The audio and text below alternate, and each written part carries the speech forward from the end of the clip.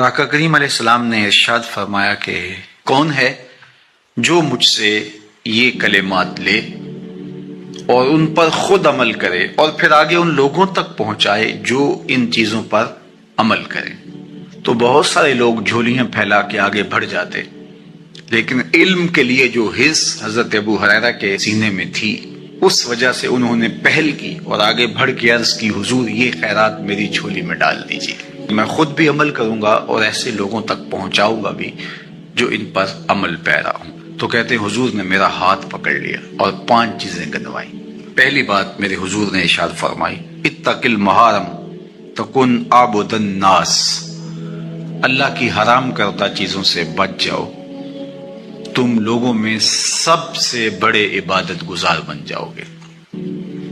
نیکی کرنا بہت اہم ہے، لیکن یہاں جو تعلیم دی گئی وہ گناہ سے بچنے کی ہے۔ ایک شخص رات کو 100 نفل پڑھ لیتا ہے، لیکن صبح اٹھ کے کسی کا حق غصب کرتا ہے، کسی کو گالی دیتا ہے، جھوٹ بولتا ہے، کم تولتا ہے، کم ناپتا ہے، اللہ کے احکام کو توڑتا ہے، اور دوسرا شخص ساری رات عشاء کی نماز کے بعد سویا رہا اور دن کو فجر کے بعد اس نے جھوٹ نہیں بولا، کسی کو تنگ نہیں کیا، اللہ کی مخلوق کو ضرر نہیں پہنچایا، تو شریعت ایسے شخص کو پسند کرتی ہے جو اللہ کی حرام کردہ چیزوں سے بچ جائے۔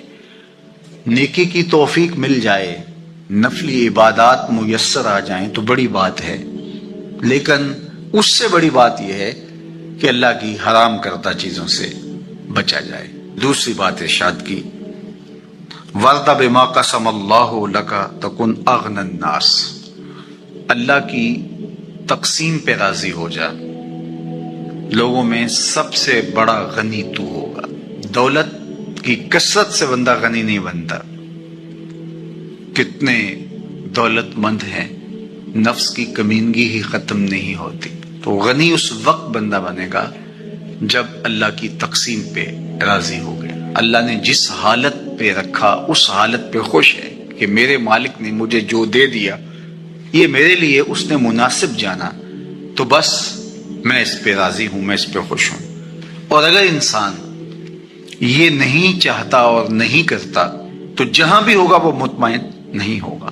پھر ارشاد فرمایا، وَأَحْسِنْ إِلَىٰ جَارِكَ تَكُنْ مُؤْمِنًا، اپنے ہمسائے کے ساتھ سلوک اچھا کر تو کامل مومن ہو جائے گا۔ جو آپ کا ہم سایہ ہے تو آپ کا سایہ شفقت کا اس پر پڑنا چاہیے۔ آپ کا ہم سایہ آپ کی طرف سے سخت دھوپ میں اذیت گوارا نہ کرے، بلکہ آپ کے ہم سائے کے آپ ہم سائے ہی قرار پائیں۔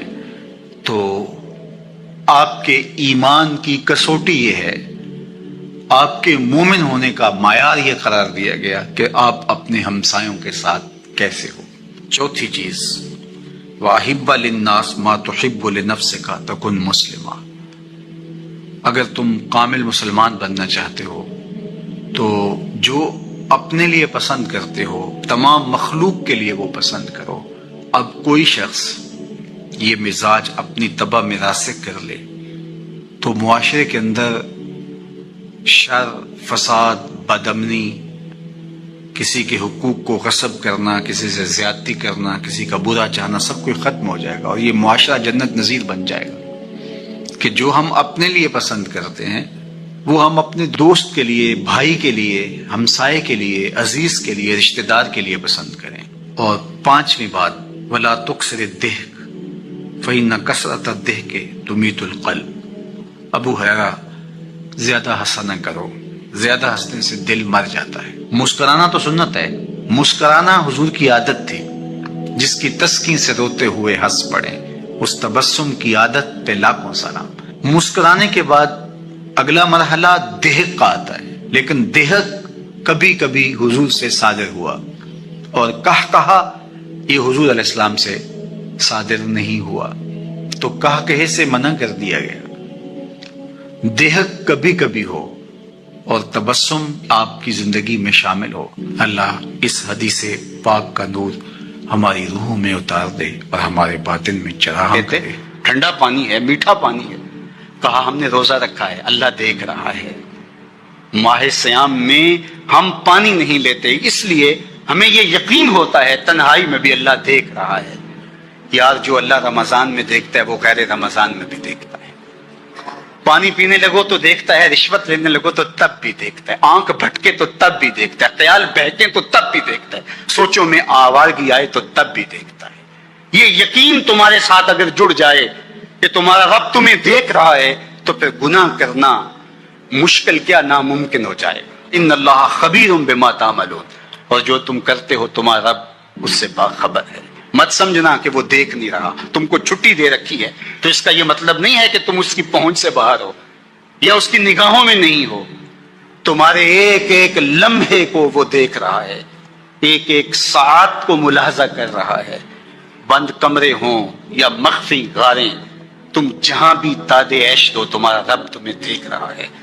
کالے پہاڑ کی گہری غار میں چیونٹی چلتی ہے تو اس کے ننھے اور مہین پاؤں سے سینہ سنگ پر جو لکیر بنتی ہے تمہارا رب اس کو یوں دیکھتا ہے جیسے دیواریں چین کو دیکھتا ہے۔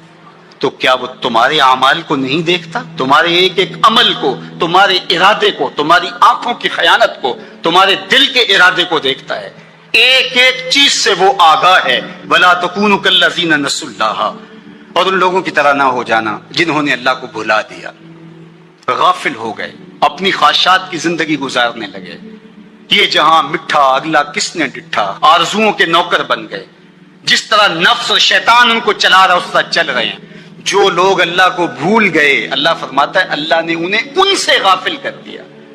اللہ جب کسی سے ناراض ہوتا ہے تو ہدایت چھین لیتا ہے۔ اسی لیے ہمیں ہر روز ہر نماز کی ہر رکعت میں ہدایت مانگنی ہوتی ہے۔ اہدنا الصراط المستقیم، ہر روز مانگتے ہیں، ہر نماز میں مانگتے ہیں، ہر رکعت میں مانگتے ہیں، اللہ ہمیں ہدایت پہ گامزن رکھنا۔ اللہ جب کسی سے ناراض ہوتا ہے تو ہدایت کے دیے بجھ جاتے ہیں، اندھیروں میں بھٹکنے لگتا ہے، شیطان اس کو دھوکے میں مبتلا کر دیتا ہے، اسی زندگی کو مقصود زندگی سمجھ لیتا ہے، اس سراب کو آب حیات سمجھ لیتا ہے جس کو یہ بھی نہ پتا ہو کہ میں ہوں کون، میں کہاں ہوں، میرا مقصد زندگی کیا ہے، مقصد حیات کیا ہے، کھانا پینا اور لذتوں کا حصول۔ یہ تو چوپائے بھی کرتے ہیں، تو اشرف المخلوقات کاہے کا ہے۔ یہ زندگی تو ان کی بھی ہے کہ وہ اچھا کھاتے ہیں، تم تو ایک پاؤ بھر گوشت کھا لیتے ہو اور شیر روز ایک ہرن چاٹ جاتا ہے، وہ تیرے سے زیادہ کھاتا ہے، تیرے سے زیادہ طاقتور ہے۔ ہاتھی کا جسم تیرے سے کہیں بڑا ہے، پرندے ہواؤں میں اڑتے ہیں، مچھلی پانی کی تہوں میں اتر جاتی ہیں، عقاب کی نظروں اور بلندی پرواز کی دیکھنے والی ہوتی ہے، کرگس کہاں سے کہاں تک سونگ لیتی ہے، ان کی قوت شامہ تیرے سے بڑی ہے، لیکن اس کے باوجود بھی افضل تو، اشرف بھی تو، اور اللہ نے اپنی نیابت کا تاج تیرے سر پہ رکھا ہے۔ تو تو مقصود ہے، تو تو مسجود الملائک ہے، فرشتوں کی پیشانی تیرے حضور جھکی ہے، تو اپنے آپ سے آشنا ہی نہیں ہے، تجھے پتہ ہی نہیں کہ تو کون ہے۔ تو خدا کو بھول کے سمجھا کہ میری زندگی آزاد ہو گئی، اب میں جو چاہوں کروں، میں خدا کا بھی انکار کر دیا، بلا دیا اس کو۔